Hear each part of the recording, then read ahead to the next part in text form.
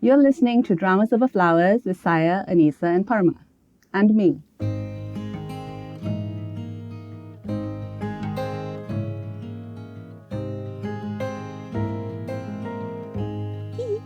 Perfect.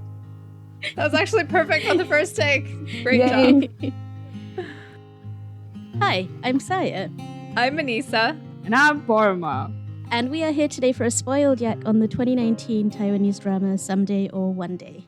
And this episode is brought to you by our amazing patrons. Thank you, patrons. And the voice you heard at the beginning of this episode belonged to our dear friend, kfangurl. Yay! Welcome! Hi, everyone. It's me again. Hi. So glad to have you back. Thank you Very for coming. excited. Thank you for having me. If you guys have not listened to our previous episode where kfangurl had joined us, we did an interview with her and her journey as like a premier fandom blogger in the Asian drama space. She is extremely prolific. Her writing is like famous around the fandom, and you guys should just know her. If you don't know her yet, go read her blog, listen to her interview, and know her. She's also the reason the three of us ended up watching this drama, because we may just have missed it, except she hyped this up so much that we just could not. And we did. And then we've been waiting to like finally get all of us together and have this discussion. So here we are. Yes, and also want to mention, kfangurl also joined me for our finale review of Squid Game, which yeah. it was just the two of us, which is Yes, probably that's why. right. I remember that. That was fun. Yeah, that was fun. So it's really good to have you back. It's good to be back. Thank you for having me. So I feel like a lot of people have seen this show, so we don't need to go like too much into the premise before we start discussing it, but just to kind of set it up, it's a time travel romance drama, and it's about, I won't go into it in too much detail. Basically, you have this woman who is living in 2019, grieving her boyfriend who died a couple of years ago, and somehow magically finds a way to go into the past and find him, or is it not him? Who is he? That's the question. Yeah. And then we just keep having more questions and more questions and more reveals. And it's a roller coaster. So let's get into it. One of the best things about this drama, hands off, is the fact that it does keep you guessing till almost the last episode. I never have this experience where I can't quite figure, as soon as I'm like, I know exactly what's happening, the next episode, something else happens and I'm like, no, wait, my theory was entirely wrong. How is this possible? I usually pride myself for figuring stuff out. And this drama it kept on making my head spin, and that was great. It was fantastic.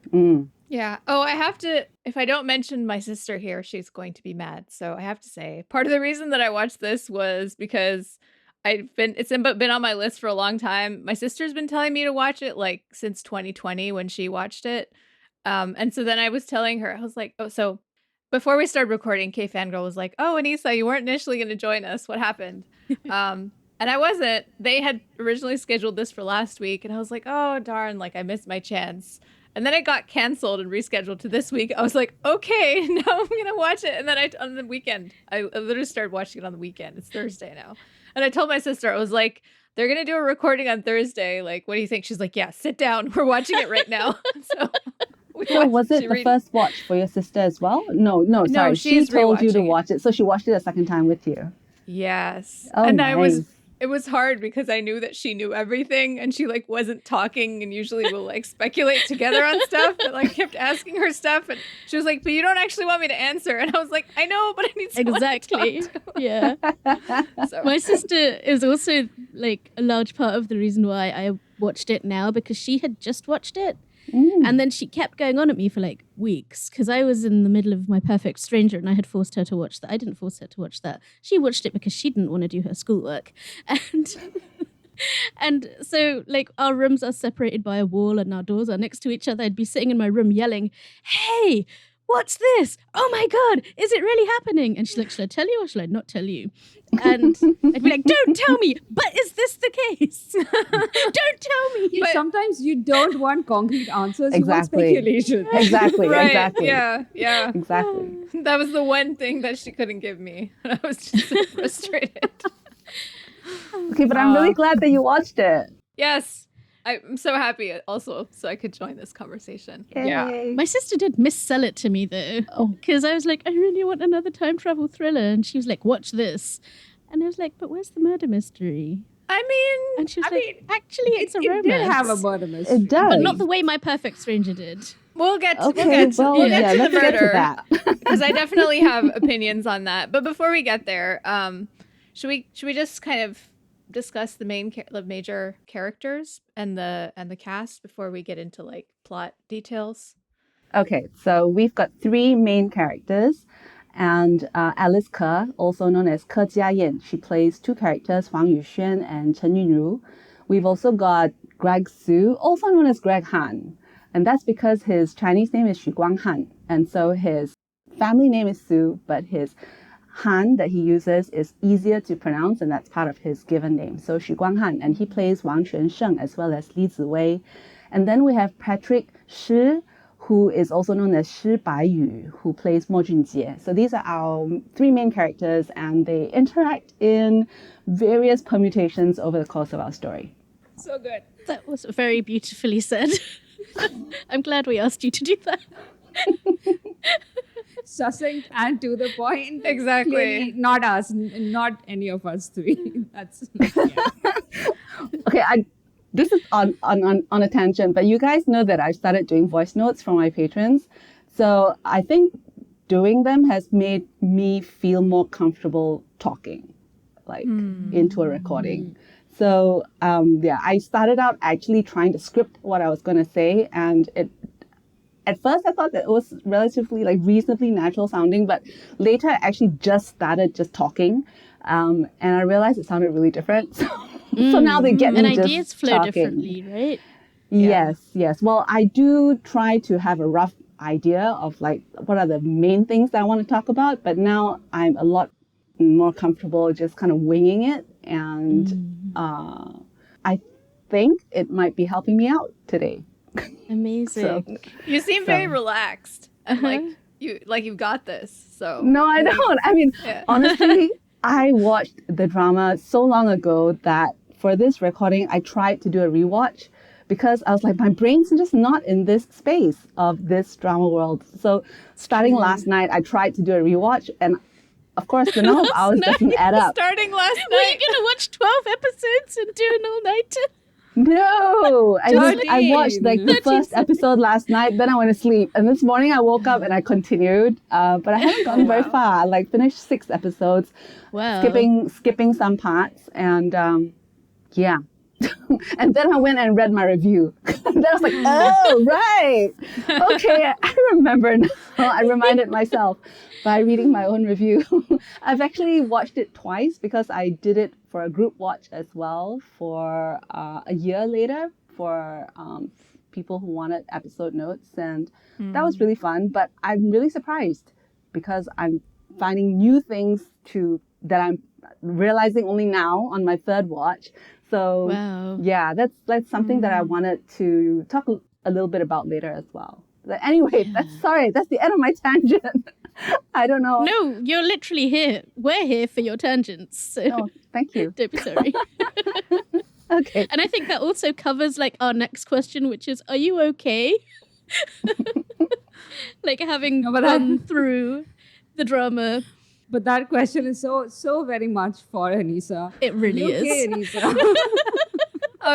So like I texted these guys in our group chat. I texted Saya and Parma after I finished episode 10, and I was like, what?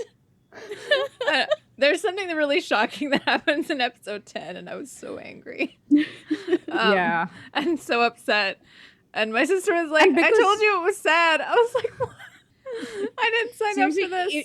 If the drama wasn't so tightly plotted, I would have been really unhappy, like by the final episodes of the drama. Because what is this? Why have you done this to me? But that's what We'll get to the ending, which I think is something a little bit different. But yeah, there were so many twists and turns, and I was on board for them. And then like that murder happened, and I was just like, yeah. I was like, I needed to go pet my cat after that. I needed a break. I couldn't handle it. It was tough. I agree. That was really hard. But this is also kind of the point with time travel dramas, right? Is that until it's over, like it's not over until it's over. You just have to keep on going, especially when you have like the kind of the time loop stories, which wait, we're allowed to say spoilers. so Someday or One Day is very much one of those iterative time loop stories, right? Like as you keep watching, you realize we're on this like infinity loop and we're going around and around and around, but each loop is slightly different from the one before it. And like you have landed in a particular loop and you draw on the previous loop and you can scan forward to the next loop. And that's where the mind screw is, right? Yeah. I think it was around episode 8, so pretty late in the series, when I finally realized this was not a simple one, singular loop situation. Yeah, like even that moment of realization, right? Yeah. You're like, wait, what? Yeah. How is What this do you thing mean? happening at the same at that time? Right. How is Right, you don't know that it's a time loop drama in the beginning. You think it's a simple like time travel drama, but I mean, it feels more like a time slip drama where it's just happening one time, and it's a very fixed time slip. Like it's like nothing. Things change in the future, things change in the past, but it's like a single circle, and then you realize that that's not, and things have fractured, and like how it's fractured is now the new question. And this is the great thing about this drama, because like with any situation that is introduced as a romance setup, as this drama is, in the first 2 episodes, you're like, okay, so this is a woman who's grieving her love. This is a time slip drama. So end of the drama, you expect she finds her love and love comes back. She saves him. That's the story. And you're like, oh, this is simple. So that's what I'm watching. And like then you keep watching and you're like, I don't think this is going where I think it's supposed to go. Yeah, like at every turn, first you go back in time and you're like, wait, the ages don't match up. So who is this? What's going on? Like, is it really him? Is it someone else? Did he time travel, as well? I mean, there's just like every layer just that keeps getting exposed is so good. And the smart thing is that the character doing the time traveling, which in this case is Xuan, like she is the one who's initially doing the time traveling. She's asking all of the questions the audience is asking. Because she has traveled back in time, she has to now figure out how to come back to her own time. She's doing like experimenting to see what makes it happen. And then she meets this boy who looks very much like her boyfriend, but he's 10 years older than her boyfriend would have been at this age. So there's no way he is her boyfriend. But his personality matches her boyfriend so much. So did he time travel to the future? But now he's, I don't know, pretending like what is happening? Like make and this you're make asking sense. the question at the same time. Exactly. But usually in these kind of plots where you have the protagonist asking all the questions that the audience is asking, the plot is so thin that those questions sort of fracture the suspension of disbelief, and you're like, well, yeah, exactly. And then the suspense falls. That doesn't happen with this drama. Like, because the question has been asked, the drama is then like, well, here is one version of the answer. Here's another version of the answer. And now you have more questions. Kfangurl, you haven't said anything. No, I'm Jump right in, please. I'm just like enjoying like the brains exploding everywhere sort of moment that we're having. Right. It's just very endearing. I just really, really love this drama, and I love it for how smart it is, and it's so tight without actually coming across like it's trying to be cool. There's some dramas that feel a bit try hard, like they're trying really hard to be cool. I'm trying so hard to blow your mind. I'm trying so hard to steal your heart. I'm trying so hard to be better than the others. And this one manages to do all of the above without actually looking like it's trying.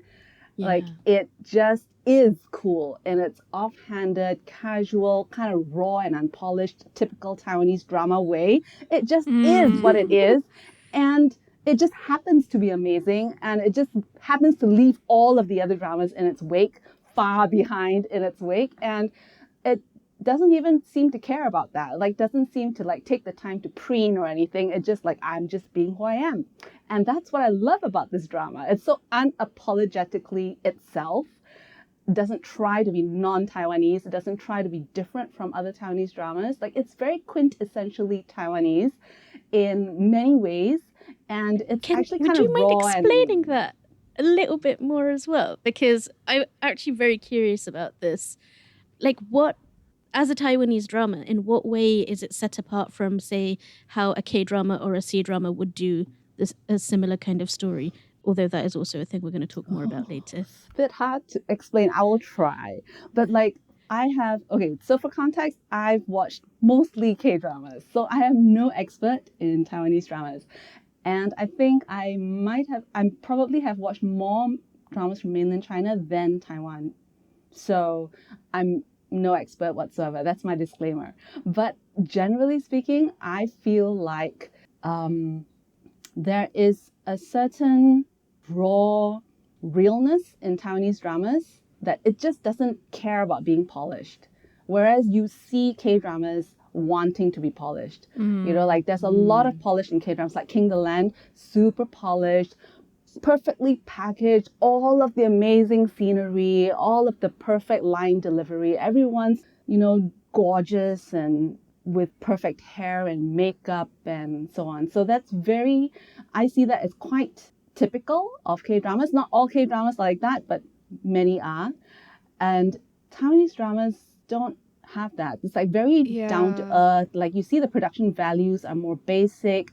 So for example, in Chinese dramas, like, and also I think in Korean dramas, like they use filters a lot where everyone looks like so much. very airbrushed and beautiful, you know. Face blurring. And yeah, I know, Para, you did like a short or something, a reel or something where you talked about like pause.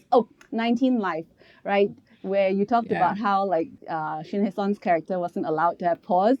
But I was just rewatching a little bit of Someday or One Day today, and I realized that, for example, Yunru's mother, who's working at the bar, like you can see all of her pause, and that's true of anybody like who's on screen. It's just very unvarnished, and it's very unapologetically unvarnished. It's like I don't need to prove myself to you. I just am.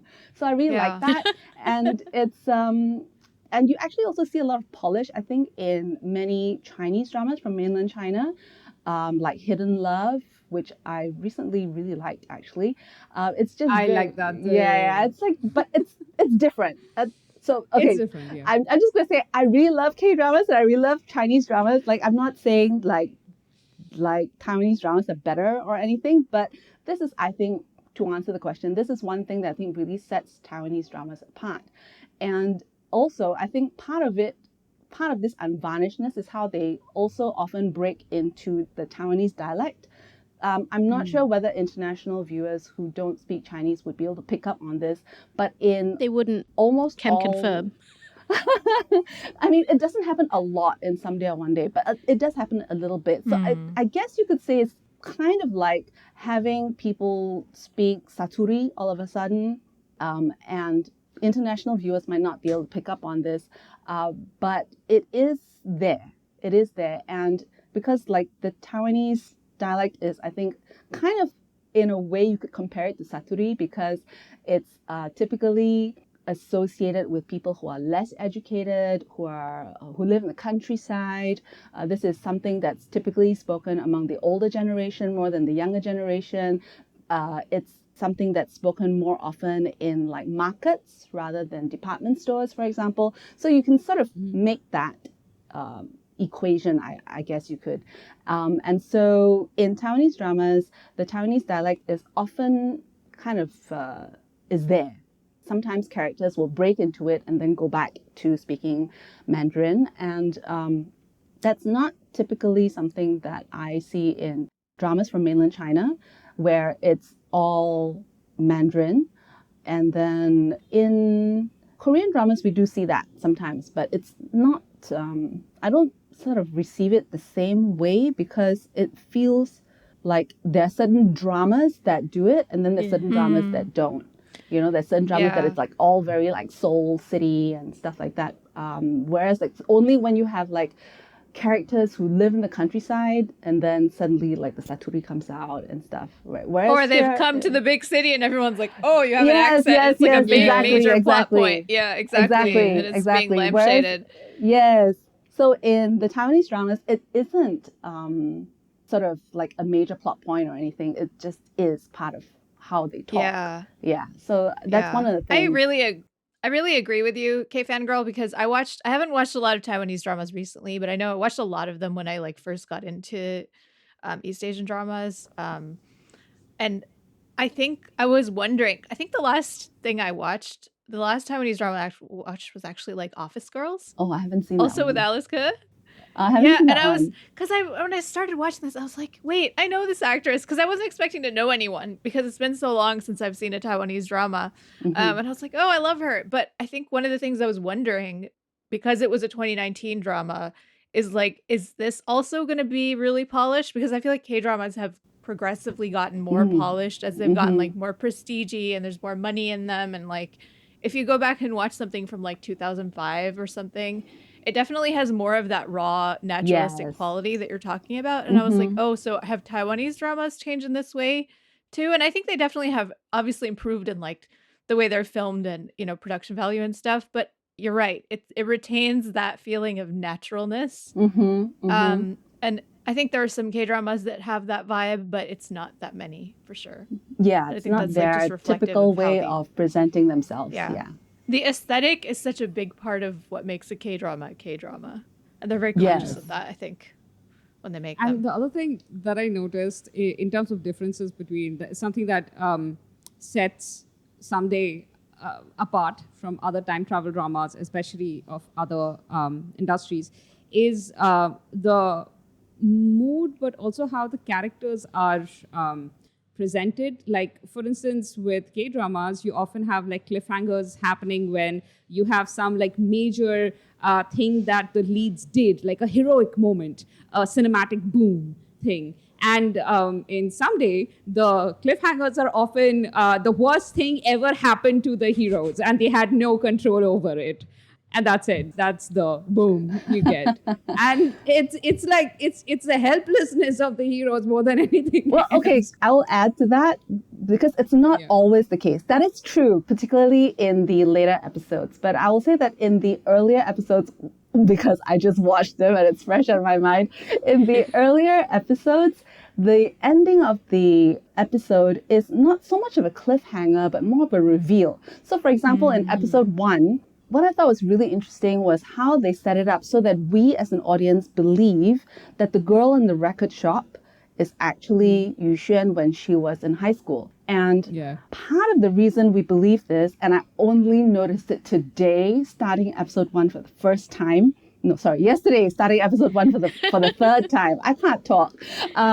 Is that in the first few minutes, you actually have a voiceover by Xuan, and obviously she's talking from a vantage point of already knowing her boyfriend and like missing him and so on. But the scenes that this is laid over are a mashup of scenes of her time traveling in Yunru's body and interacting with Li Ziwei, as well as scenes of her interacting with her boyfriend as Wang Quansheng. So they actually mash up the flashbacks. So that's part of the reason where when we get to the end of episode 1, I was convinced fully that the girl in the record shop was her.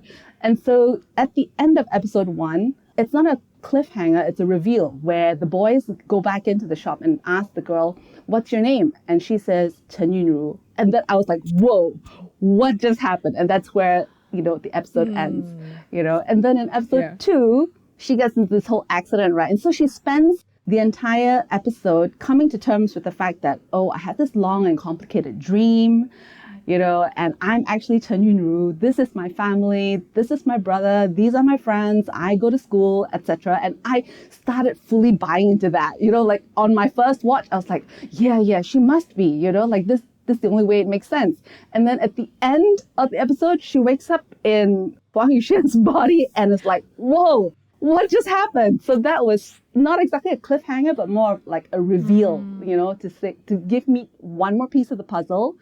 Like, you don't know the full story. Of course you don't. But here's another piece of the puzzle. Do what you will with it. And of course, what I did was press on episode 3. Like, I need to know what's going on. It's nearly impossible to like stop when you. I had to stop mid episode most of the time. Otherwise, I wasn't like stopping. But every time I was like, let me finish the episode.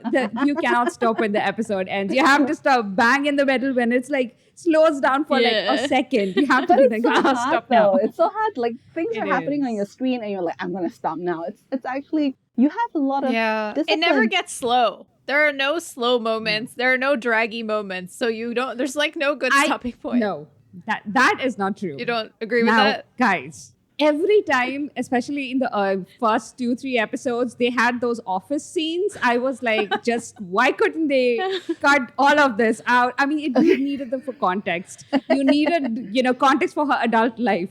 But oh my God. I mean, there's very few of those. They were close to the beginning. I will also interject a little bit to say that this is also very quintessentially Taiwanese. Yeah. The Taiwanese dramas that I've watched that have office scenes, 9 out of 10 of them have office scenes that vibe like this. Like very cartoony, kind of slapsticky, very larger than life characters. The comedy is very broad. Yeah. And so that, I think, part of what makes it quintessentially Taiwanese as well. But you know what was surprising was that the same office setup, which initially seemed so campy and it just seemed like really poorly written side characters who were just interacting. They were there for the sake of being there. And making really poor jokes about a woman who's lost her boyfriend 2 years back. It's like, what is going on? However, this same setup was used so well a couple of episodes later when her boss sits her down and is like, I don't think you have recovered yet. You're not the woman you used to be before you went through this tragedy. You're not pursuing your career the same way. You were just piecing off and sitting at your desk for hours at office and you haven't even switched on your computer yet. Maybe you need time. Maybe you need closure. I wasn't expecting that conversation to happen in that space where I had been previously shown like really campy scenes of like AI models and VR, like the worst versions of all of them. So, but they really used it well. And I felt like the writing and the plotting and the piecing progressively got better. After the first 2 episodes, I felt like each episode one-upped themselves.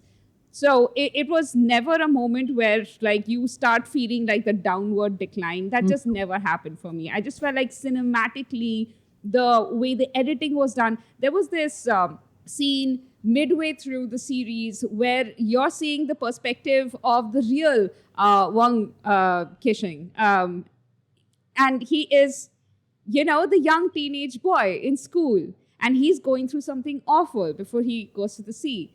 And the way all of that was done in like filmed in montage, but also completely silent. And like the dialogues were typed out on screen and beautiful. And his own music was playing. Like you could tell that track was his track. That music was selected just for him. And that was perfect. It was an entire short story in that space. So, and then they moved on and it all seamlessly blended with what comes next. Which is when Li Shiwei finds himself, waking up underwater in, it's just so much of it just stays with me and I think of different moments in the drama and I'm like, how did they do this? And that made me feel so much and I'm still digesting. But that's honestly one of my favorite things about the show is that it engages you so holistically. Like your brain's in overdrive trying to figure out everything, but that doesn't take away from the show's ability to get under your skin and steal your heart as well. And I think that's really special because in my own experience anyway, like when I come across a show that really requires me to really figure things out, it tends to lose me on the emotional level. So I don't know if you recall Nine Times Travel. I think that was like I do. Yeah. It's really long ago. 10 years ago, roughly.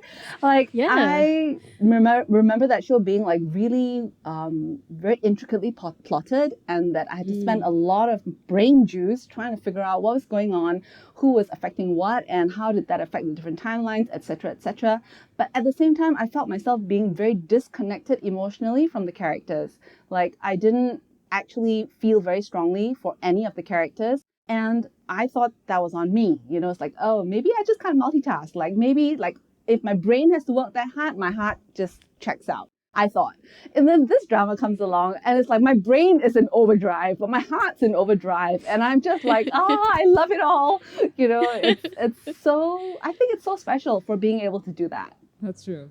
You know, you say that about Nine, but just very quickly, Nine was the drama that drove me to participate in K-drama fandom. I was just dead. But also, you're correct about the flaw, because the flaw of Nine was that Lee Jin-wook's character, the male lead, was very, like, you were there for that character. But it had, like, it sort of failed in its casting of the female lead. And you couldn't, like, she wasn't a character you really cared about, except in relation to him. And I think the difference here between how that show worked with your emotion and how this show works with your emotions is that all of the characters absorb you in Someday or One Day. You have feelings about all of them, and they're complicated feelings. And you've, kfangurl, you've put in some really interesting questions here for us, and I want you to tell us first, if you would be so gracious. Okay, well, so I can't take credit for these questions. So I don't know if you followed my, because I also got a chance to see the Someday or One Day movie, and I actually did a joint review with two of my readers, Elaine and MC. And so in preparing for this podcast, well, partly because like my brain was so not in the Someday or One Day space, like I'm supposed to be writing my King the Land review. And so I, text both of them and said, is there anything that you guys feel really should be brought up in this podcast? Because you guys love the show as much as I do. And so Elaine came up with a couple of questions. And so the first question is, which character did you identify most with? And her follow-up question to this, which I think is quite an interesting one, is how do you feel towards Yunru? Like, do you sympathize with her or were you frustrated with her? I deeply sympathized with her. I was frustrated with her too. I was both. Yeah. Go on, Pete. Well, this is what I mean about the complicated feelings, is that you feel one thing and then just as that emotion is kind of reaching its spike and like you've pulled it as tight as you can pull it and you're like nearly done with someone, and then it comes and hits you and you're like, ugh, actually, I'm with you. And it kept doing that, particularly with her character. And that's part of, I think, the crafting of a really good character, is that it can take you through these highs and lows of emotions and how you feel about them, that you can at times deeply sympathize and at times deeply be frustrated, but also at times be both. Like you feel for her and you're angry and you're annoyed and you're frustrated and you're like, but the poor girl. Right. And all of it kind of comes together in an emotion soup. And that's part of the ride. Yeah. Yes. I have something to say in response, but I want Porama to go first because you had something to say. I think Sarah said it better than I could have. I had a lot of sympathy for her, but again, like you said, it was like a complicated feeling, almost like it was feelings for a real person because she was fleshed out so well. And something that I was startled by and just felt so happy about pretty much from the very start of the conundrum, like the time travel sequence that happened. She was never abandoned or forgotten. Like initially when Xuan went back and was in her body basically and was sharing her memories and stuff, you didn't have a Mr. Queen situation where the actual owner of the body just like, I don't know, blipped out from existence and then was later on like grandfathered in. But here, her existence was there throughout, visually shown to us in a beautiful, almost like a metaphorical set. Like she was existing, she was experiencing, and she was seeing Yujuan's memories, just like Yujuan had access to hers. It's, it was so, I love that. And also the fact that the drama never once just abandoned the character just because, you have the protagonist flitting back and forth. And it also didn't emotionally abandon the character. Exactly. Yes. Exactly. Which is really important. Right. But at the same time, what you realize as a viewer, this drama is so smart. And the way it does character is so good. But like, you are the reason that I never felt, I mean, I can understand what might be frustrating about Yunru, but I didn't find her frustrating because there's this moment of realization that Xuan has close to the end where you are also having that moment of realization because yes, the drama never forgets about her. Xuan never necessarily forgets about her, but she has taken over this girl's life and done some really significant things. Maybe it wasn't that long of a period, but some of the most like dramatic and important things that have happened to her in her life happened during that period. And she wasn't able to have any agency. And so as viewers who have been rooting, I mean, you are in Yushan's corner, right? You are rooting for her to have a happy ending with Chen Cheng or Zue or whoever it is, that you just want her to have a happy ending. And like at a certain point as a viewer, like you don't really care who has to pay the price for it. And then you're kind of like brought up short by the drama that is like, wait a minute. What about like, what's the price? Like who's paying the price here? What about this girl who's like 17, 18 years old and like now she has to hear from everybody in her life that they liked her better when she was literally being inhabited by somebody else. Yeah. You know? Yes. And someone who's already kind of suicidal at that point. So like that was just so, and so like you as a viewer having that sort of self-reflection at the same time that Yushan is, which is so like such good writing. Just so good. Yeah. That's true. That's very true. And also, they actually do this through a character. Like, you know, her Yunru's uncle, who says to her, knowing she's Yushan, that what happens after you leave her body? Like, what about my niece who's left behind? Don't make a mess of her life. Don't do something that she can't carry on living with. Like, this isn't your life. Like, this idea that this, just because you're here doesn't mean it's yours. And so another so smart thing about that is like he doesn't actually believe that she's time traveled. He's just like, this is the most logical way to get through someone who thinks that they've time traveled and there's someone else who's like thinks she's mentally ill. And he's trying to help her not fail out of school while she's having this episode. I love that character so much. So that uncle was so great. That thing was actually specifically about her studies, like wanting her to like apply herself to her studies. I love the uncle so much. Yushan is like, I'm 27 years old. I don't want to go to school again. I'm just going to stay in my room all day. Listening to music, writing in my and diary. Her mom's too scared of her now to like scold her. So uncle's like, let's approach this differently. I love this guy. Seriously, the uncle was so great. He was. I actually thought it was very, very bittersweet because the thing is, it's when Yushan is in Yunru's body that the family dynamics improves and the relationships between her, the brother, and the mother actually improves. And that's so bittersweet because it is so, like, I felt like, wow, that's so heartwarming to see like the siblings getting along and he's like actually opening up to his sister and the mom's like all teary-eyed about them all eating breakfast together again. But the thing is, that's not Yushan. I mean, that is Yushan, it's not Yunru. And poor Yunru, right? Like, Yeah. you like, on the one hand, I was like, this is so nice. But on the other hand, it's like, oh no, you know? Yeah. What about Yunru? Yeah. I think this is also what's clever in the writing, right? That it makes you feel at conflict with yourself, like what Anissa was saying. You are forced to confront your own like pattern of thoughts and where you've gone with your feelings and you're like, hold on, I'm not okay either. Like, why did I think what I thought? And so the drama that makes you sort of assess your own processes in that sense, I think is a very, very, like, that's quite a unique thing for a drama to be able to do. Not many do that. And it's kind of meta too, right? Like kfangurl, you asked, your first question was actually, who did you identify with the most? And I think the drama is also subtly commenting on the fact that like Yushan is that sort of stereotypical female lead character. You know, she's feisty, she's very personable, she has a lot of friends, but you know, like she has some flaws, but they're not like, I mean, she has a little bit of a temper, like, and she's impulsive, but I mean, they're not like real flaws. And then you have this other girl who's like an introvert. She's kind of gloomy. She doesn't have any friends. Nobody really likes her. She struggles to express herself.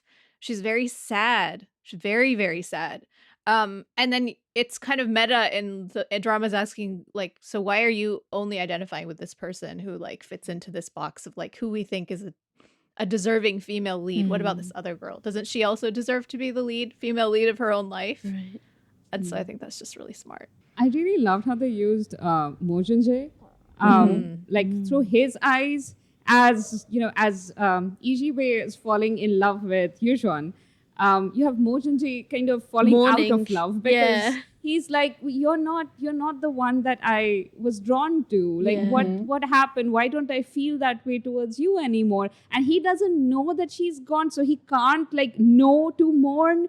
But he's also just sad about it. Yeah. And it's not, he likes her, but it's not that. And he's processing those feelings. I just thought that was like a really lovely way of reminding us of Yunru's absence when everything else that's happening is completely about Yuxuan and Iji and their romance. And you have Mo Jun-jae's like really sad gaze watching everything. And just, by the way, this actor, I was just so impressed with him because he's got a very quiet character, right? Yes.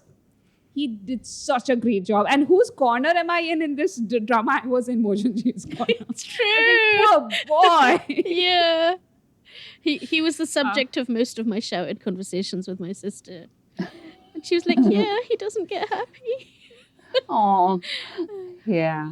I thought it was quite interesting, actually. And it's a thought that I only had today. So it's not something that I've like previously like talked about or anything. But it just occurred to me today that Mo Jun-jae and Chen Yunru, they're both very, very similar in that they've both dealt with a lot of rejection in their life. Like she's been rejected by her family, or she feels that she's been rejected by her family and by her friends. And Mo Jun-jae has felt some of this before because of his hearing disability, so he knows what it's like. And so that's the reason that he's drawn to her.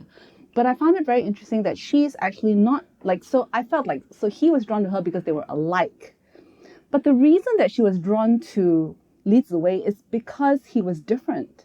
Like she wrote in her diary about how like he's shining so brightly that she can't take her eyes away from him and so on. So it felt like not like she wanted to connect with someone who was like her. It felt like it was coming from a place of not wanting to be herself.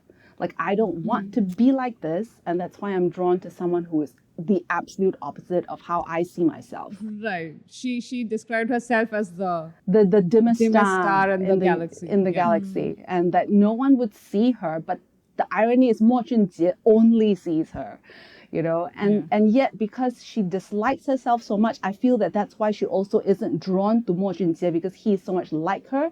That's why she's drawn to Li Ziwei for being so different from herself. I think that's part of the unconscious thing about wanting to disassociate herself from being this like quiet, reserved, dimmest star in the universe sort of a thing. And I just thought that was interesting because it's true, we're usually drawn to people who are quite similar to ourselves. And it's interesting also, there's that scene where she's trying to die because she feels like there's nothing left for her in this life now that Yuxuan has basically like taken over everything and nobody wants her, even more so than she felt like nobody wanted her before.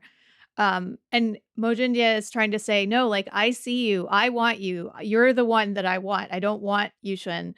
And for her, it's like, but you only wanted to rescue me. So instead of seeing, like, he sees it as him identifying with her and finding that commonality, but for her, she's like, sees it kind of as pity, and she doesn't want pity.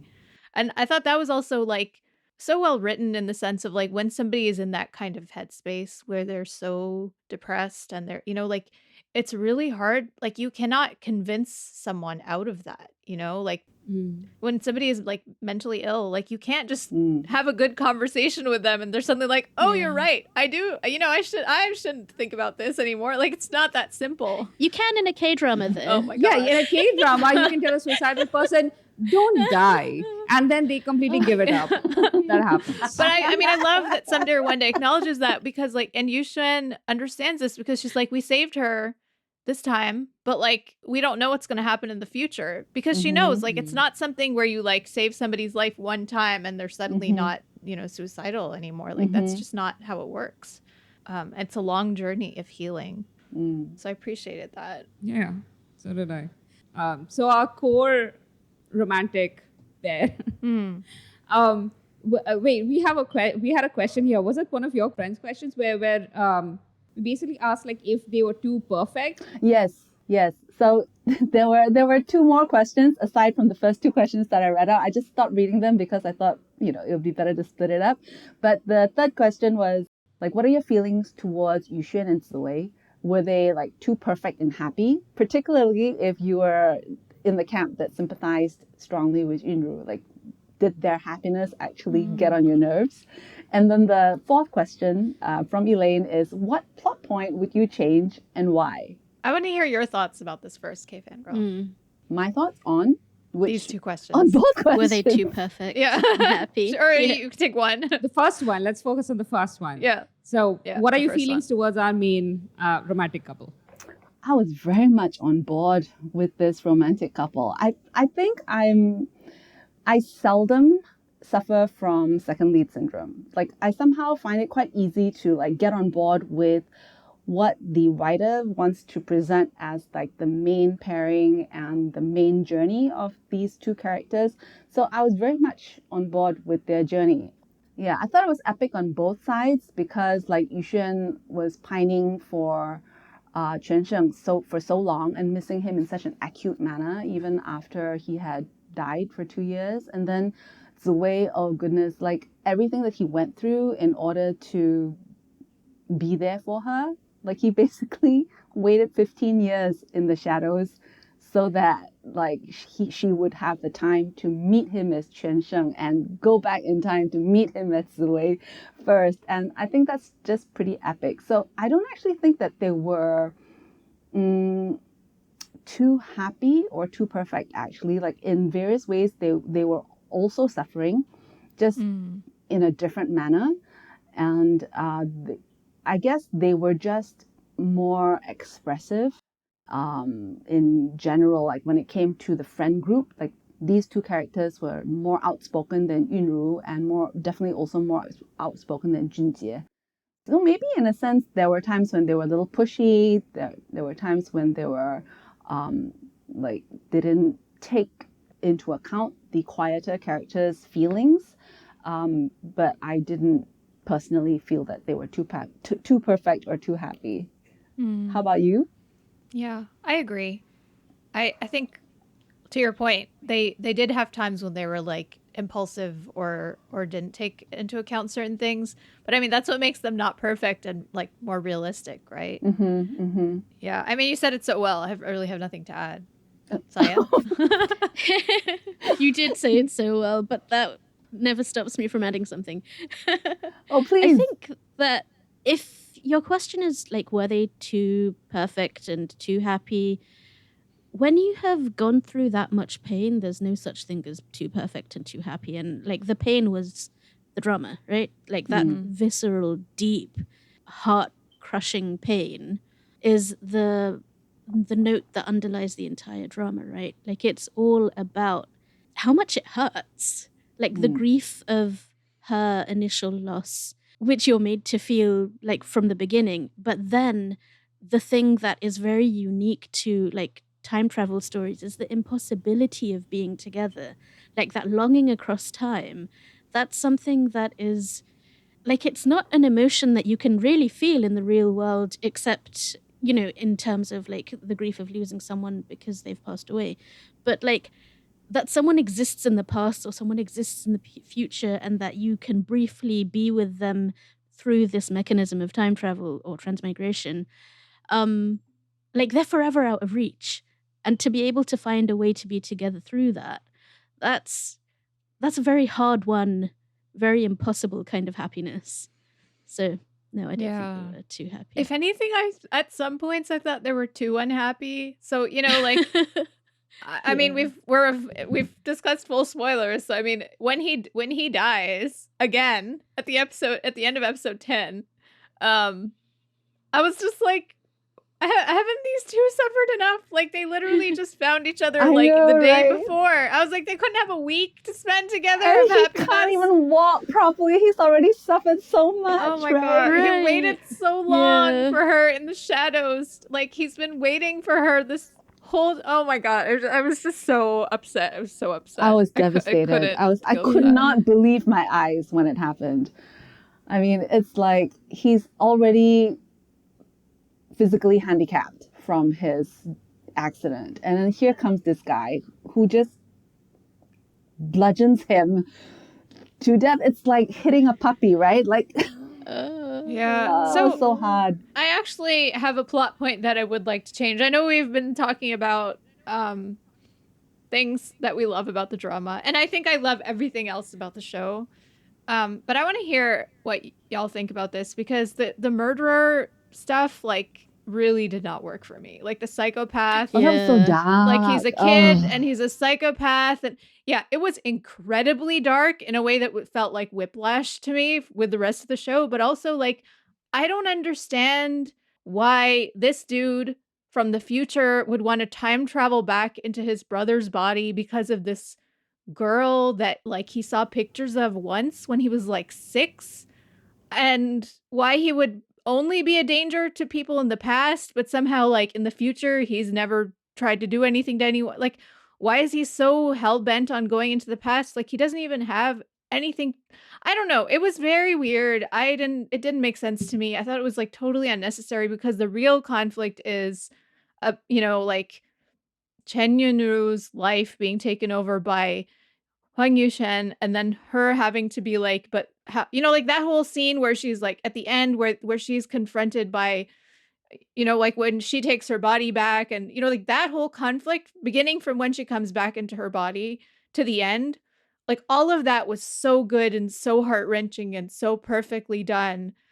And that was, like, enough for me. I didn't need this, like, random serial killer coming back and doing things. And I mean, it doesn't even make sense. Like, why is he so attached to her?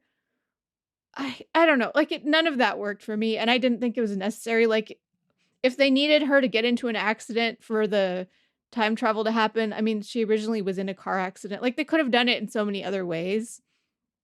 I really didn't like that. It felt kind of like a reverse MacGuffin, but, like, because the plot, like, the real villain to me it's basically that cassette. Really nice song. Yeah, great song. Why does it exist? But it's the fact that at the time it's that the time travel itself to me was the real villain of the plot. It caused more grief than, every time they thought they could solve things, make it better, it seemed to just make things worse. But, it's almost like there is this clean spinning wheel, and a speck of dust gets in and creates scratches. And that's what the serial killer was. The serial killer himself the psychopath himself wasn't very important. He was just that speck of dust that got in. And so it's a device. He wasn't the main villain. He wasn't he was a device. I mean, like, the presence of the threat of murder actually added that layer of urgency to all of their actions in 1998 and 99, where they were, like, trying to figure out, like, who was the killer, because if they didn't move fast enough, then like, Yuxuan herself could be killed in Yunru's body and so on. But yeah, it really was very dark. I found it uncomfortable to watch, but it also kind of surprised me that the drama was willing to go that dark. Yeah. I like the visualization of his perspective. Like, from the very beginning, whenever they showed his point of view, the visualization was deeply uncomfortable, but it was new. Like, something I noticed about this drama was their willingness to use different types of editing methods to, if they need to show distortion of reality, the way they would show it. Like, they did a really good, this is tiny bit technical, but, like, when they were showing us his perspective, they had the character, the people he was watching, they masked those people out. They kept the reality perfectly normal. They just put a sort of a filter, a wave filter that went through the people he was watching. So the reality stayed normal around them, but his focus, the people he was focused on, were distorted. Like, the way he saw them was distorted. It was really smart editing that was also metaphorical, and I really liked that the drama kept using these methods, because to me that really added to the experience, instead of letting it just be, ooh, psychopath killer has, like, perverse ways of viewing the world. I liked the way they presented it. That elevated what otherwise would have been a throwaway device. I guess You're right. You know, like that's true, Borma, and also kfangurl. I agree that the threat of murder did give it that sense of urgency. I just don't think that the murderer had to come from the future. You know, And also he had no personality. He was everybody else had such great personality. He had nothing. It was just poorly written in otherwise such a well-written drama that it was very noticeable to me. Sorry. You know, it occurs to me that, to go back to what Borma said about him being a speck on the wheel, I wonder if he was never part of the original loop and he just sort of accidentally landed himself on the loop much later. Like maybe this was the first time or one of the few occasions. Like he might not have been an original feature. And, you know, the loop changes. The other thing that frustrated me about his character, I'm sorry. So I feel like I'm coming out. The other thing that frustrated me is like the way that Xuan like goes to him, tells him everything, and then like he comes to her house.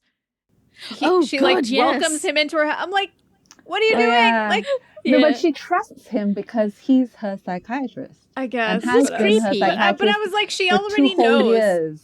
That's true. But at the point where she tells him all this, she already knows that he is in the past and he has some kind of link to this. And she thinks that his brother is the murderer. So even if she thinks that his brother is a murderer, I don't think it's smart to trust him that much. It wasn't smart. It wasn't smart, but I could understand why she would trust him because she trusted him before all of this happened. And, you know, like, basically she sees him as like... The relationship was already there. Yeah, the relationship was already there. And the relationship is one where she tells him things, you know, and then he helps to like bring her through. So he has actually apparently brought her through her grief and like her processing of Chen Sheng's death and so on. So they already have an established trust relationship. And there was, I guess, like a force of habit, I suppose. Like she's used to trusting this person. And so she just continued to trust him. Of course, as viewers, we're like, no, don't do it. But, you know, from her point of view, she thought that he was one of the people that she could trust with her innermost secrets. Yeah, no, that's a good point. I was just so frustrated by it. I know, like he's not my favorite character at all.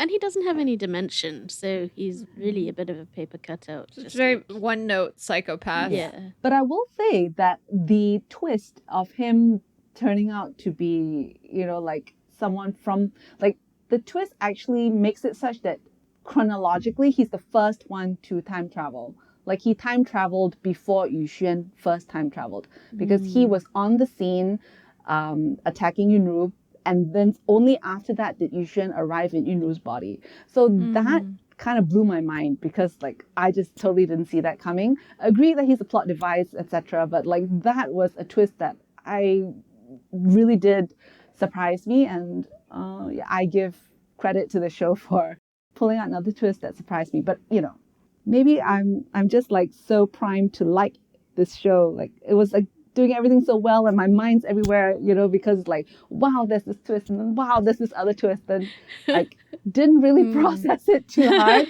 If you have the stomach for it, kfangurl, this is a very dark show, but dark.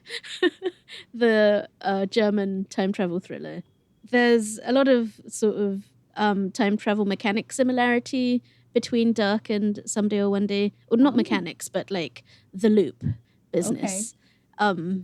I can't really say anything about it without spoiling it. I understand. This is basically, I mean, like, you can't also say much about this show without spoiling it. So. Yeah, it's true. Even saying that it's similar has spoiled it. I went into it completely blind. I was like, there are humans in it. Right, like you read the synopses and you're like, I just cannot understand what this means. I read the synopsis so many times. And I was just like, I don't understand why I want to watch this. But in this case, that's good. And then afterwards you realize it's because you just can't describe it simply or in a way that makes sense without giving everything away. Yeah. Agree. No, but you know, it never fails to surprise me. I've been thinking about this for days now, how this drama, because we have talked about this so much, how inevitably, because drama runs any, like slightly longer dramas, 12 episodes, 16 episodes, you know, those they tend to really drop the ball in the second half. And granted, we usually say this about K-dramas. Chinese dramas, I will give you, usually tend to pick up speed in the second half. First halves are just set up for like 30 episodes. But here, it's a time travel drama. It's a thriller. It's making your brain whirl. You would think that people would get tired waiting for answers. But I think the smartest thing about this drama is that it makes you believe every episode is giving you answers. What it doesn't tell you is that it's one of many answers. And you only realize that you don't know anything. Yeah. Like way late in the drama. It's just so smart, guys. And one of the best ways it does is how it centers the romance. Like it tells you that the story is about the romance. So long as you're seeing the romance play out, the time travel, let's assume it's a single loop time travel. So long as you're seeing that play out the way you thought it would play out, and it does. And you're like, okay, this all makes sense now. E.G. Wei is in Wang Sheshong's body now, and he just is him now, not either boy, but like both boys, just one person, and he's falling in love with Xuan, who has never time traveled. She's in college, and it's like you're like, this is exactly what I expected to happen, and now they're going to have like their decade-long relationship before he passes away. And you're like, well, that's still like, a decade away. They get that. So long as that they are playing along that string, you're like, well, yeah, there is that murder mystery thing that's happening in the other timeline, but we still don't know how she dies. Does she die? Does Yunru ever come back? We don't know. Like, those questions are in the background. Like, the drama is so smart that it doesn't tell you that the main plot is happening in the background, and everything else is a red herring. So good. I mean, this is a good point to talk about, like, what the film does. And the drama was from 2019, and the film came out last year. Nisa hasn't watched it, so we're not going to actually talk about it, but it does that thing, right? Like, where that other story gets told. And yeah watch it. Okay. I had to leave a gap between watching the main drama and watching the film, although I did also leave a too long gap, which wasn't helpful. Like, watch it while you remember what happened in the drama, but also a slightly greater emotional remove so that you can sort of appreciate it as its own thing. It actually does help to put some weeks, months, if you can, space between the two, because time, like, with Yuxuan's character, like, time passes normally. Like, for this girl, like, stuff has happened in her life, and you need that space to allow even for your own brain to be like, this happened, and like decompress. this new thing is, so there is time that has passed. So it's a good thing to give that space. But I do want to, even though we're not going to talk about the film like in a spoilery way, I do want to ask a couple of questions. One is, do you guys think this movie was necessary, not just as this fan service, because people were so in love with the drama? Kfangurl, this one's for you. Do you think this drama, like the story, this movie, the story was necessary, that it needed to be told? Strictly speaking, I wouldn't say it was necessary, because I completely felt like this drama could stand on its own. It absolutely could. Although, in the end, it's left a little open. But I think that's the beauty of this particular ending, is that you can have various interpretations of it, and it's all fine. It's all good. Like, your interpretation could be completely different from mine, and it's still fine. That's what it sets out to do. But I was still glad that this movie existed. I do think that the drama is better in the sense that there's more meat to the plot, and it's easier to follow as well, and therefore more satisfying. But I will say, because I went to the movie theater to watch the movie when it came out, the moment Li Ziwei walked onto my screen, tears came to my eyes. True. And I was like, oh my gosh, like, I knew that I liked this show a lot, and I knew that I missed these characters a lot, but to have that visceral reaction to having him walk onto the screen without actually opening his mouth to like say anything yet, like, I was very, very emotionally invested already. It's like I didn't know I missed these characters so much. And so it was a treat to revisit the world and have the movie explore what could have possibly happened after the credits stopped rolling in the series and after time had passed.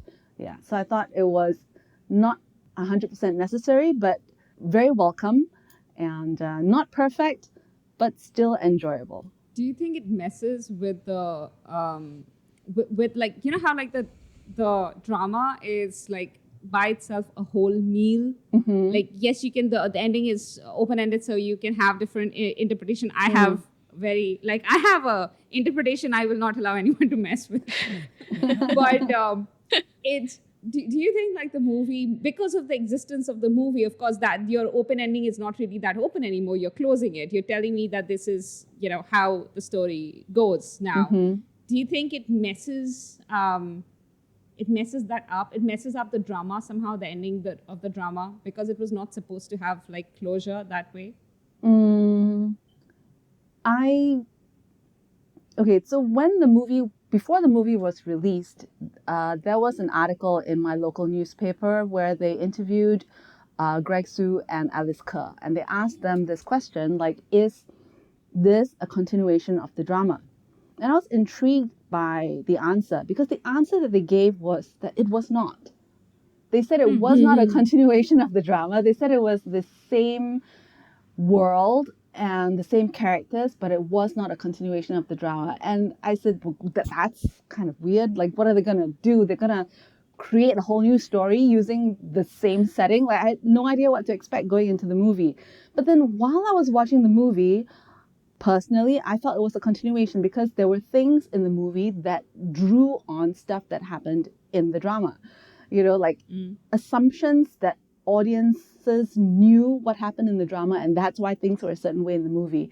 And so I do think that in a way they're trying to say that this is not necessarily the ending that you want, but then again, this is one ending that could have happened. And so because at the end you could have different interpretations, so theoretically they could make different movies to suit the different interpretations. Oh my god, that would be so Theoretically they're just saying that this is one version of what could have happened, so here it is. You know, for you, with like all the characters except the creepy psychiatrist. We'll spare you him. I guess I need to watch the movie. Yeah, he's not in here. So I think that if you kind of think of it that way, as it's not that the show's makers are saying that this is the ending. Like, even the main cast came out and said, no, it's not continuation, right? So you could just take it as one possible continuation. That does not mean that your interpretation is negated by the movie that they chose to put out. Yeah. I think. Yeah. Picking up from that. Saya, go. Oh, sorry. Saya, you had something to say? Yes. Yeah, Saya go ahead. To my questions. Yes, please. I agree with kfangurl about everything. But also I want to add that I don't think you could really enjoy the film without watching the drama, because I think it does rely heavily on the emotional scaffolding that it's built inside you during your everything you went through in the drama. You have to bring it to the film. Otherwise you won't feel it the same way, and you probably would have a hard time following. I was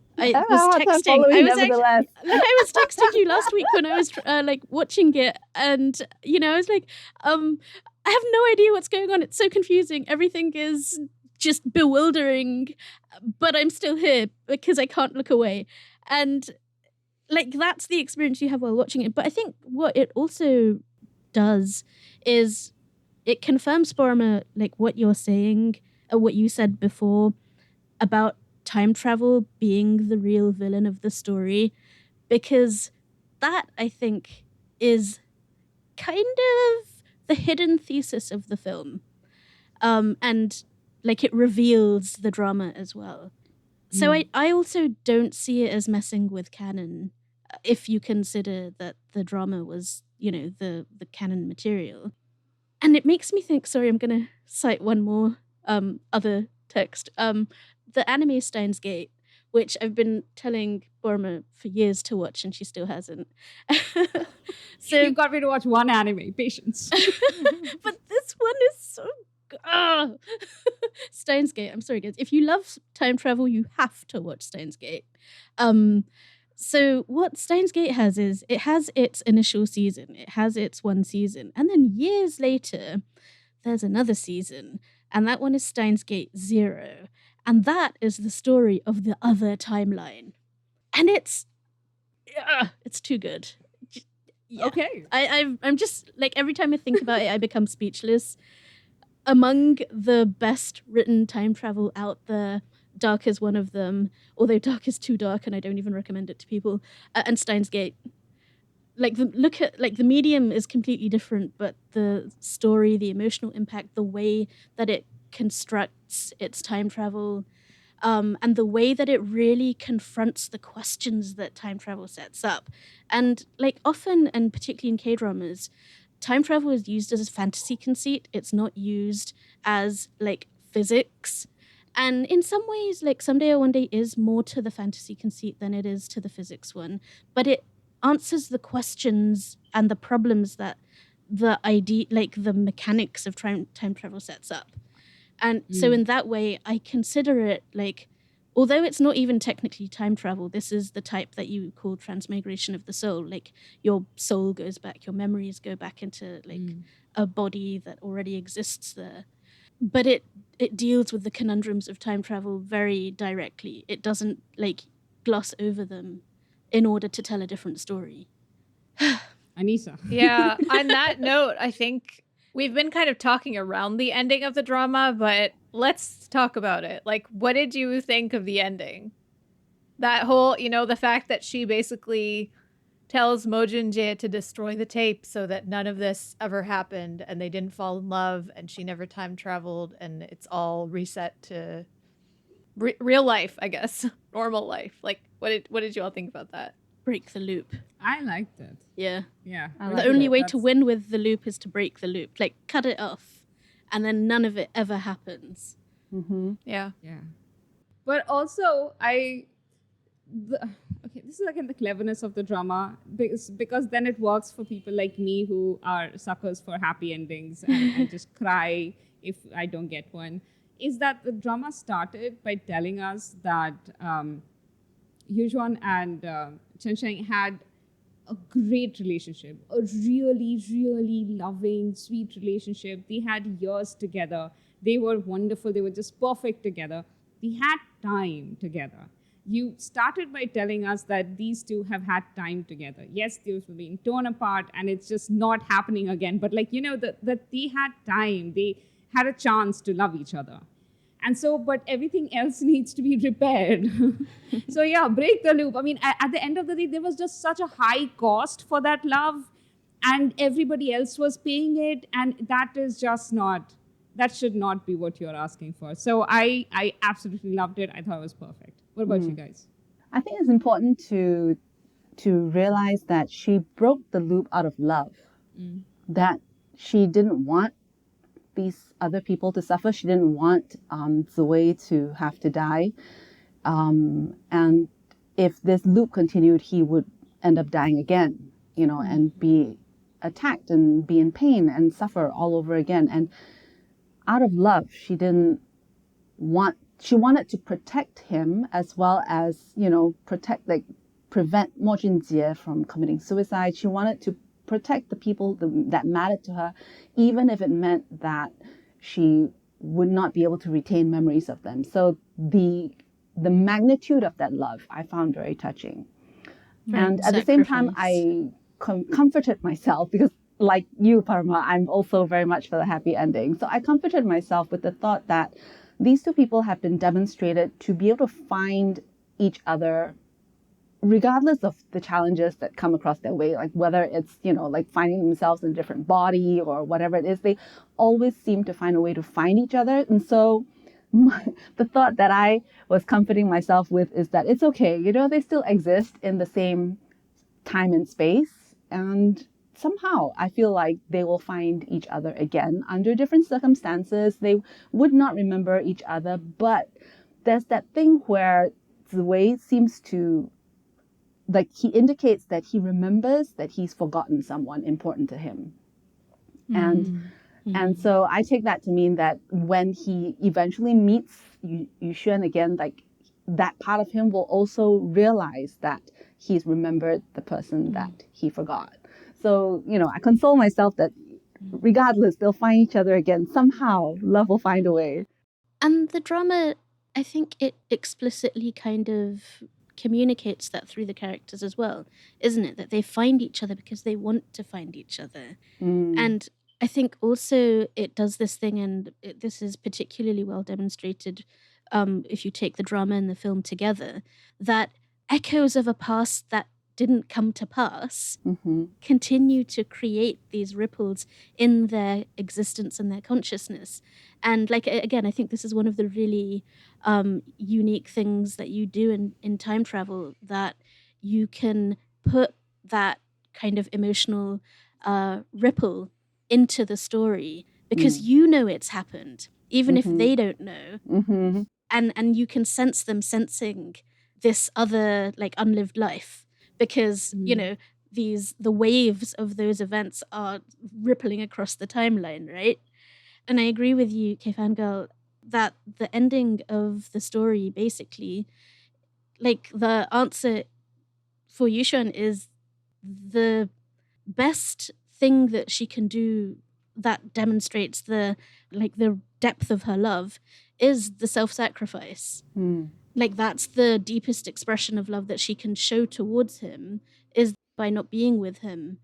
Like, it's, we talk a lot about noble idiocy in like K-dramas especially, but like sometimes there's real nobility, and like this was like a real act of the self-sacrifice for the sake of a love so great that you can't put yourself individually before it. Like, you just can't. And the other thing that it makes me think of, is to invoke one more drama, is Goblin and Reaper and Sunny and that, that ending, and the way that, for example, in Goblin, is it spoiler at this point to talk about their ending?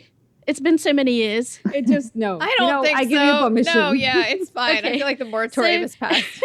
So, like, the way that they couldn't be, like, Reaper and Sunny couldn't be together in that life because the pain was too great. But in their next life, they got to start again. And, like, the fate, people who are meant to be together find each other, the way that is the character's arc, but also that in their next life, they got to have the love without the pain. And that was the choice that the characters made. Yeah. I noticed this one other thematic thing that I found very satisfying in how they chose to break the loops ultimately, is that, how humanity often, we create something and it's monstrous and it's destructive. And then we tell ourselves, well, it's this great thing we have created. Yes, it's causing destruction, but we can fix it from the inside. Like, the system needs to be repaired from the inside. We see this to ourselves often. And so we keep using this destructive device and trying to find a solution and fix the things that we are destroying by continuing to use the device. And this can be in the scientific field, in the fields of pretty much anything. Like, I'm thinking of literal devices, like, I don't know, oil fracking, to like metaphorical devices like government systems. Just, there are systems we create that are destructive, that create havoc and chaos and destruction. It's awful, but we tell ourselves we can't destroy it. We have to continue using it because that's progress, and we must repair things as they are being destroyed, but then we are destroying more things. And that kind of felt like what the story was saying, that you kind of got to destroy the thing that started all of the destruction. Yeah. So I found that really satisfying from that perspective. Yeah, that's a great point. Yeah, very interesting. Yeah, I think the ending was perfect, and it was also the only ending that wouldn't break sort of everything. It's breaking the time travel, but it doesn't break the rules and the sort of internal logic of the drama, right? Like, I think it's the only ending that we could have also that sort of, I don't want to say redeems the main character, because I don't think that she's done anything so bad as needing to be redeemed, but at the same time, like, it allows her to regain that moral high ground that she feels that she kind of lost by when she sees what, you know, her time traveling, the sort of the consequences that all of that time traveling has had for like these other people that are in her and her orbit that she's, you know, and even like there's a part at the ending where she talks about like she kind of recognizes that like she came into this trio of friends and she sort of irreparably changed everything about their lives, and she's like, that wasn't really my place. Like, that wasn't really my spot to take. And so by giving all of this up, yes, she has to make a really big sacrifice, but it's also like her kind of giving back something that didn't originally belong to her. And I think that that's like part of her arc as the protagonist. And so I found it really satisfying from that perspective as well, in addition to everything that the three of you have said. And I just want to say, like, that scene at the end of the drama was so perfect, where he like finds her and takes her home. I didn't need that like extra alternate like 4.5-minute scene where it's his birthday and she's like a minor and she's coming to like give him a cake. And I was like, why are we doing that? Like, well, okay, technically that's not part of the drama. That was like an add-on that the production came up with just to console audiences a little bit, because apparently something happened. I can't remember. Wasn't it because the original ending was leaked? Yes. Even in the beginning of the scene on YouTube, there's like this whole message from the production team. They're like, you know, piracy is not the answer, and we're really heartbroken that it was leaked, and you know, don't do this in the future. Yeah. So this was like a little sort of gift to fans to console them on this thing.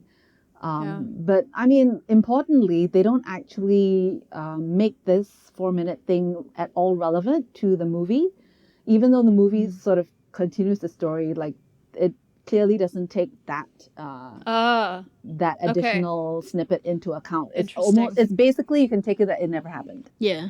Okay. Yeah. I'm happy with that.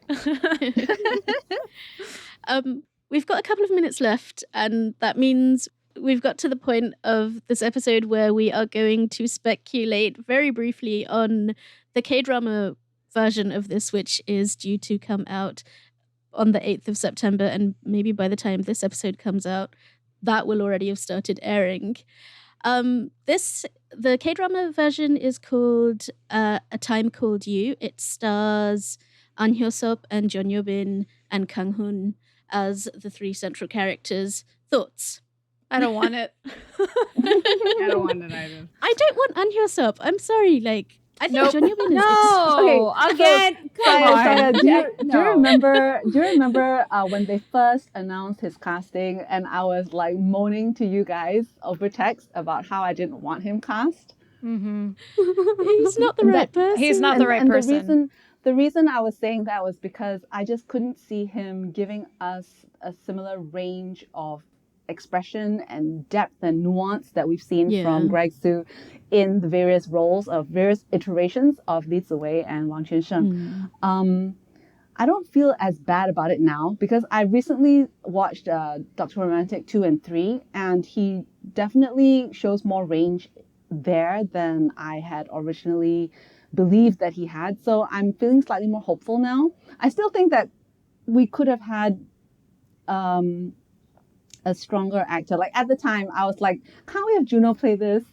Because Juno or Hwang In-yup or someone who is able to do a lot of different things and be a lot of different and people. Look youthful and mature. Hwang In-yup, right? Such a great choice, because Greg Sue's because he can play the young version. I don't know about that, because you need someone to be able to play high school and adult as well as someone like in his 40s. So I don't really see Hwang In-yup being able to play that much older, though I do believe he can honestly do the high school part without any problem. I feel like you need someone who's like 30-ish in actual age, who's able to age down and age up, and who's able to act very convincingly, like with lots of range and depth. So I was thinking Juno because he's at the right age and he's proven himself with the red sleeve. I mean, Juno is perfect casting. Yeah. I hadn't thought of that. But yeah, that's who who I would like to see take on the challenges of this role. But I've gotten over it, you know. I mean, also it's the match, right, between the male lead and the female lead, where like I don't think that An Hyo-sub and Jeon Yo-bin, like I can't even picture them together. Yeah, like, I don't see different energy. Yeah, we have seen snippets of them together, right? A little bit. like cutesy snippets, and it's cute, but that's not where the real chemistry comes from. It's when they aren't in a relationship. That's like all of their other interactions is what brings them together, and like so much of this drama is rooted in that high school part of it. I don't know. I don't feel like both of them are too polished. Okay, so I'm gonna guess that the K-drama is probably not going to do as good of a job. And basically the key here is, even in the first trailer they put out, they're giving away the entire story. I haven't seen it. Like with, you know, Sai was saying that when you watched the trailer or you read the synopsis for Someday or One Day, you were like, what is this about? I don't understand. I don't get it. And I actually revisited the trailer today just to like remind myself, like, what did they actually put out, you know? And it doesn't give anything away. It just makes you feel like, okay, she misses him, but you don't actually understand why, and she wants to see him again, but you also don't really know what that's about. And there's like a sequence where, you know, the people and the bus moves backwards, but you also don't really know what that's about. And that's it. That's all they show you. And you just go in thinking, I don't know, but I'm curious. Whereas if you look at the trailer that the K-dramas put out, it tells you everything pretty much. It gives you the entire premise. And I feel like that ruins it. Yeah, I saw the K-drama trailer like when I was on like episode 6 or something, and I had to stop watching it because I was like, whoa, this is too much information. I'm not finished with Someday or One Day yet. And you've already watched like 6 episodes, you know? It's not like you're like at the beginning. So even at 6 episodes, you found that it was too spoilery. So I'm like, dang, you... like they obviously, whoever put this trailer together doesn't understand that part of the beauty of this story is going into it blind, like going into the unknown and discovering it piece by piece and figuring it out as you go. Like clearly they don't understand that, and if they don't understand it, I don't have confidence that they'll be able to give us a solidly enjoyable story. Unfortunately, I'm hopeful, but I'm also doubtful, basically. Hopeful but doubtful, I like it. But I do wonder if this is because, I mean, the Taiwanese, the original was huge in Korea. Like, they loved it to death. So maybe it assumes everyone already knows the story. That's a possibility, I don't know. But this is not like Sherlock Holmes where you already actually know, like nobody, if somebody has never even read a single thing, seen, I don't know, a movie, nothing about Sherlock Holmes, they still know who Sherlock Holmes is. Yeah. This is not one of those things. When you start with the assumption that, hey, the plot is already known, so let us make it the entire trailer, I'm on kfangurl's. Oh yeah, I mean, I haven't seen the trailer, so I'm trying to figure out why they did that. I would really love to hear your thoughts after you check out the trailer, because it literally tells you like a lot, you know, and honestly, that's not fair to audiences, because as we've mentioned, Someday or One Day came out in 2019, and for some of us here, you know, you only watched, like Anissa, you only just watched it now in 2023. It was new to you. Imagine if you had come across like, you know, someone like just laying everything out just because the story's a few years old, then you would have missed out on the thrill of figuring it out for yourself. Like, this is shortchanging audiences, because there are people who have just come into dramas who have not watched Someday or One Day, you know? The other thing I wonder is that sometimes when a storyline is very complex, they don't trust the audience to stay with them until, you know. That's true. I think K-dramas are insecure that way. Yeah. They definitely are. Leaf out of like they don't have that unstated, like understated natural cool that you were talking about. Yeah. Like they want you to think they're K-dramas cool. they tend to have some insecurity built into them because they are so hungry for the ratings. Like they want to keep audiences. Yeah. They're so like it's so important to them. But you don't get that sense with the Taiwanese dramas. It's like, I just trust that you'll stay with me. It's like that boy in high school who used to have perfect hair, and then you find out like he secretly goes to the bathroom and checks his hair after every class, and it's not cool anymore. I like Also, that. I have a really cynical prediction. Two cynical predictions. One is that, you know, the Flash I was talking about that K-dramas do, where like its time travel is full of heroic moments where there is this, as you said, reveal, not cliffhangers. Like they do a reveal, but it's a flashy, heroic reveal. Like, oh, you thought this was happening, but the heroes did this, and then now the look whole how story smart turned we like are. bang. Yeah. So they're gonna make that happen here. Wait and watch. Yeah. And also, and this is the part of me that is just. It's like you know, I have fondness for a younger sibling, but the younger sibling is just, it does a lot of stupid things. This is how I feel about K-dramas when I talk like this, so it's not from a bad place.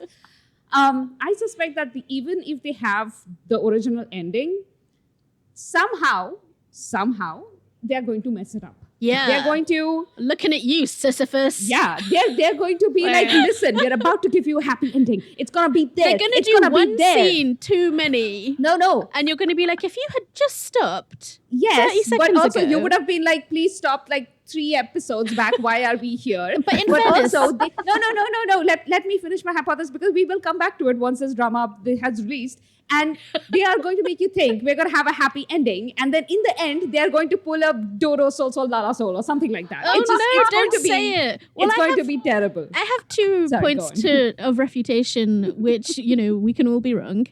One, it is 12 episodes, so there's not as much, like, You've got less leeway time for them to mess it up. Yeah. Exactly. So with limited screen time, there's limited opportunities to ruin it. Not to say that it can't be done, but we can contain the disaster. Don't make it a challenge. Don't put that out into the universe, Saya.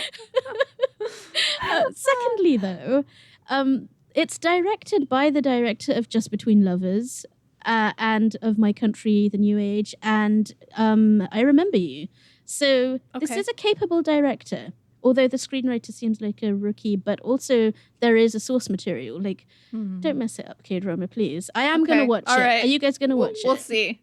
At least a couple of episodes. Yeah. I will check it out. I do want to check it My out. expectations are under the ground. It's digging its way into the core of the earth right now. And if it then surprises me, imagine how happy I would be. Yeah, Like I think that's the right way approach to take. back up there is a lot of space there. I just wanted to say that I think Kang Hoon is well cast as Mo Junjie's role. I agree. I agree. After seeing him in Little Women, I agree. He is one of the castings I'm really happy about. And also, John Yubin, I really like her, and I suspect she's gonna like bring her weight in. Like she's gonna pull her weight. She's gonna do her best. She's incredibly versatile. Oh yeah, I have no this complaints woman. about Jun Yubin. I have no complaints about her. Yeah, she's amazing. So I am really happy that she's getting cast in such a like a mainstream, like a big drama, like as the main lead. I mean, yes, Vincenzo, but she was like a supporting sidekick in some ways. Yes, I know you disagree with me, Nisa, hush. But the point is that this is like proper romantic main lead billing, right? And I'm so happy she's here because she deserves it. But as you know, we've all stated, let's wait and watch. Okay, guys, we did a really nice, long, juicy episode on this, and we are going to do a follow-up once this drama comes out, if this drama is worth talking about. Otherwise, no. And so, guys, final words. Let's start with you, kfangurl. Okay, so I did want to just mention, as someone who has embarked on her 3rd watch of Someday or One Day, it is very, is worth the rewatch, because I thought that I had gleaned all there was to glean from the 2 watches that I did, because I wrote a review the first time around, and then I did episode notes breaking down every episode for the 2nd watch, and I thought that that was detailed enough. But this watch, which I got halfway through, I still found myself picking up stuff on the 3rd watch. And so it really is one of those shows that's worth revisiting. It's like, it's not one of those one and done shows where it's like, gotten to the end, really loved it, we'll never watch it again. I personally, that's not that kind of a show for me. And so if you've seen it once, I do suggest trying it again at some point, because I think you'll get more out of it the second time around. I think that would be all of our closing words. Like, Yeah. rewatch it once you're done watching it. And also watch the movie, but after giving it some space. If you haven't watched it already. And skip the YouTube extra 4 minutes. Yeah. Okay. That is it, guys. Okay. Well, thank you for joining us, kfangurl. Thank you for having me. And thanks to all of you for like pushing me to finally start this drama, because it's been on my list, but I was like, I knew it was sad. I didn't know anything about it, but I knew it was sad, so I was like putting it off. And so I didn't know it was sad. Like I said, all I knew was time travel humans. And I started watching. All I knew was time good. travel epic. I didn't even really know it was time travel. All I was told is it was good and that it was worth watching. That's all I mean, knew. I think that's all you need to know, right? Yeah, exactly. Yeah. So, kfangurl, where can people find you on the internet if they want to read all of your amazing Someday or One Day reviews and 1,000 more? Okay, well, I am at thefangirlverdict.com. That's where you'll find my blog. I'm also on Twitter, kfangurl, that's my handle. Girl with a U, not an I. And then on Instagram, I am the Fangirl Verdict. And on Facebook, I'm also the Fangirl Verdict. Find me there. Yes, go check her out. And you can find us on Twitter at Dramas Overflow. You can find me at NotNowSaya. You can find me at Anisa Khalifa _. And you can find me, Porma, at The Drama Notes. You can find us on Instagram at dramasoverflowers_. Email us at dramasoverflowers@gmail.com. And we're on Facebook as Dramas Over Flowers, and our website is dramasoverflowers.net. And be sure to sign up for our newsletter.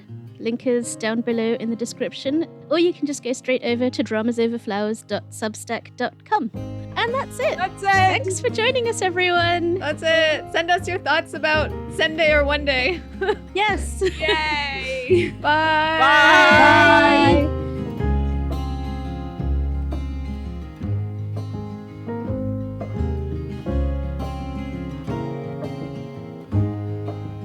I'm sorry, my dog is here. I'm sorry. Cookie, no, not now. Oh, wow. Not now, darling. Not now. So cute. Not now, okay. No. Turned over for a tummy rub. The problem is she's a pug, and so she breathes really loudly, and that's gonna, if I let her stay here, Cookie, darling, like if I let her stay, she's gonna, like, it's gonna pick We'll up. be able to hear her. Yeah. It's fine. It's fine. Don't worry, we Maybe. we welcome animal guests. Yeah. Yeah, Okay. these two don't have an option with my menagerie, so don't worry about it. Can you hear her Let grunting? Cookie stay. A little, yeah. So cute. Cookie. No, not now, not now. I'm busy. Go outside. No. Ay. Porma's just glad it's not her this time. Okay, fine. I'm just gonna. I hope she doesn't make too much noise. She won't bark. It's just that she breathes really loud. So do we, it's fine. Yeah, exactly. Okay, darling. No. This way. Okay, there you go. Okay, bye-bye. Bye-bye. Okay. Sorry for the interruption. I don't remember what I was It's saying. totally fine. Oh, you were talking about the how the Taiwanese dialect.